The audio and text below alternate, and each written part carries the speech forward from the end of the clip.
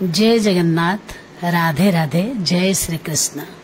हे प्रभु, सर्वे तुम्हें, सर्वा तुम्हें, तुम्हें आदि अंत तुम्हें, दाता तुम्हें, विधाता तुम्हें, तुम्हें सत्य, तुम्हें सुंदर, स्रष्टा द्रष्टा तुम्हें। हे प्रभु, तुमको कोटि प्रणाम। नमस्कार। आपण मानक पाखरे पुणी थरे किछि तथ्य भरा हृदय को छुईला परी दोल पूर्णमी और होली पर्वर कथा को नहीं उपस्थित मुकारुबाकी। आशा यह आपण मन को छुईब। भल लगिले लाइक, कमेंट और शेयर करेंगे निश्चय। कोइलीर कुहुतान रे, मृदुमंद मलयर आगमन रे धरणी रानी हुए आनमना।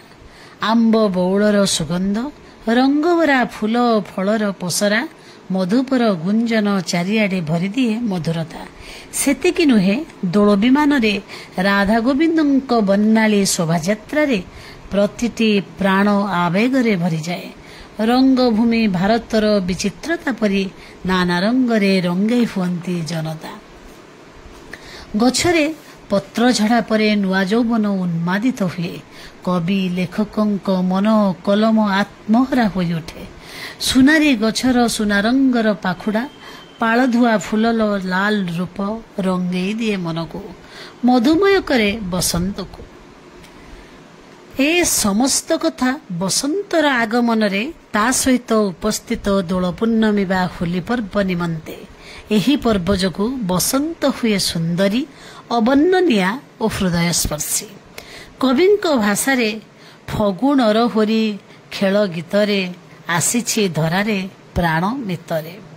आंबे माने विभिन्न ऋतुर अनेक पूर्णमी पालन करिथाए, जेपरी बैशाख पूर्णमी, चंदन पूर्णमी, स्नान पूर्णमी, ब्रह्मा पूर्णमी, इंद्रोत्सव पूर्णमी, कुमार पूर्णमी, रास पूर्णमी, पंडु पूर्णिमा, देवाभिषेक पूर्णिमा इत्यादि। सेहीपरि दोल पूर्णमी एक विशेष पूर्णमी अटे। ओडिशा रे दोल पर्व यार सांस्कृतिक विशेषत्व को गरियान करिछि। ओडिशा रे एही संस्कृति जगन्नाथଙ୍କ पूजा सह संश्लिष्ट। दोल गोविंद भावे तांको आराधना करा जाए। एहा ओडिया मानंकर आराध्य देवतांक प्रति गभीर प्रेम, आध्यात्मिक संबंध को सूचित कराए। फाल्गुन पूर्णिमा को दोल पूर्णिमा बा पुन्नेई कहा जाए। फाल्गुन मास मधुमास भावरे परिचित। पूर्णिमा दिन यह पालित हेतु यहाकू दोल यात्रा कहा जाए। बसंतर आगमन रे एही उत्सव पालित हेउथिबारु यहाकू बसंत महोत्सव कहा जाए। फाल्गुन पूर्णिमा दिन यह पालन करा जाउथिबारु यहाकू फल्गु उत्सव कहन्ते। पुणी मदन मोहनंकर पूजार्चना करा जाउथिबारु मदन महोत्सव भावे यह परिचित। एही उत्सव केवल ओडिशा नुहे, समग्र भारत रे भिन्न भिन्न शैली रे पालित हुए। फाल्गुन शुक्ल दशमी ठारू पूर्णिमा पर्यंत 5 दिन धरी एही उत्सव पालित हुए। फाल्गुन मासर पूर्णमी तिथि को बसंत उत्सव पूर्णिमा भावे पालन करा जाए, जहा श्रीकृष्णंकर अति प्रिय उत्सव। भक्त माने आनंद उल्लास रे भगवत चिंतन रे निजको निमग्न करिथांते। पुराण अनुसारे ब्रह्मांक आदेश रे इंद्रद्युम्न यह पालन करथिले। श्रीक्षेत्र रे दोलोत्सव संपर्क रे मादळा पांजिरे वर्णित। श्रीमंदिर रे दशमी ठारू एही पर्व पालन आरंभ हुए। दशमी दिनर मध्याह्न धूप परे देवता मानंकर चाचेरी बेश हुए। चाचेरी भोग लगी परे प्रसाद, पंच उपचार, बंदापना, फगुअंजलि होइथाए। दशमी रु त्रयोदशी रे एही रीति पालित हुए। चतुर्दशी दिन मध्याह्न धूप फगु लगी हुए। 3 प्रतिमा विमान जोगे दोलवेदी रे विराजमान हुअन्ते।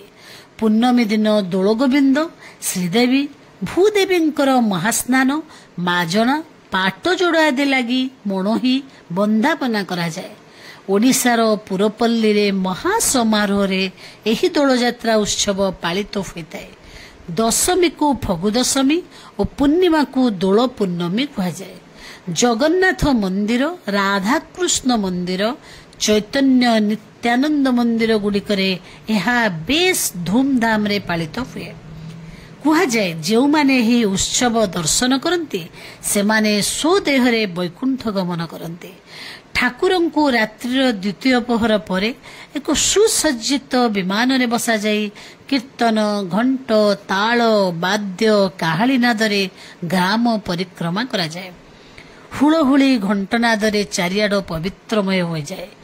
ଚୈତାଳି ପବନରେ ଦୋଳଯାତ୍ରା ଅନୁଷ୍ଠିତ ହୁଏ। ଦୋଳ ବିମାନରେ ଠାକୁର ଗାଁ ଗାଁ ବୁଲି ଚାଚେରି ଭୋଗ ଖାଆନ୍ତି।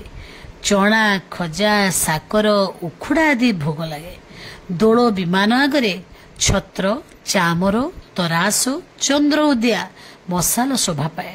ଏଥିରେ ହରିନାମ ସଂକୀର୍ତ୍ତନ ବେଶ୍ ମନଛୁଆ।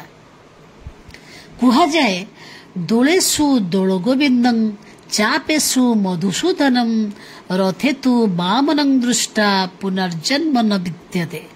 ପୁଣି ଦେବଦୁର୍ଲଭରେ ଲିଖିତ ଚାଚେରି ଗହଳ ସଖୀ ଗୋବିନ୍ଦଙ୍କ ଦୋଳ ସର୍ବସୁଖ ଘେନିଗଲେ ମଦନ ଗୋପାଳ।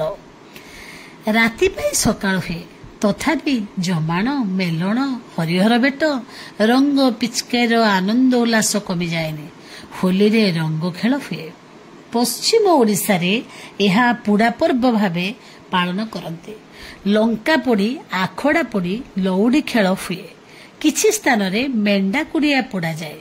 ଏ ସମ୍ପର୍କରେ ପୁରାଣରେ ବର୍ଣ୍ଣିତ ଅଛି ଯେ ଦ୍ୱାପର ଯୁଗରେ ବୃନ୍ଦାବନରେ ମେଣ୍ଢା ନାମକ ଏକ ରାକ୍ଷସ ଥିଲା। ତାର ଅତ୍ୟାଚାରରେ ସମସ୍ତେ ଅସ୍ଥିର ହୋଇପଡ଼ିଥିଲେ। ଭଗବାନ ଶ୍ରୀକୃଷ୍ଣ ବୃନ୍ଦାବନବାସୀଙ୍କୁ ରାକ୍ଷସର କବଳରୁ ଉଦ୍ଧାର କରିବାକୁ ଯାଇ ମେଣ୍ଢା ଦୈତ୍ୟକୁ ବିନାଶ କରିଥିଲେ। ଏହି ଅବସରରେ ନଗରବାସୀ ଶୋଭାଯାତ୍ରାରେ ଯାଇ ମେଣ୍ଢା ରାକ୍ଷସର ଘର ପୋଡ଼ି ଦେଇଥିଲେ।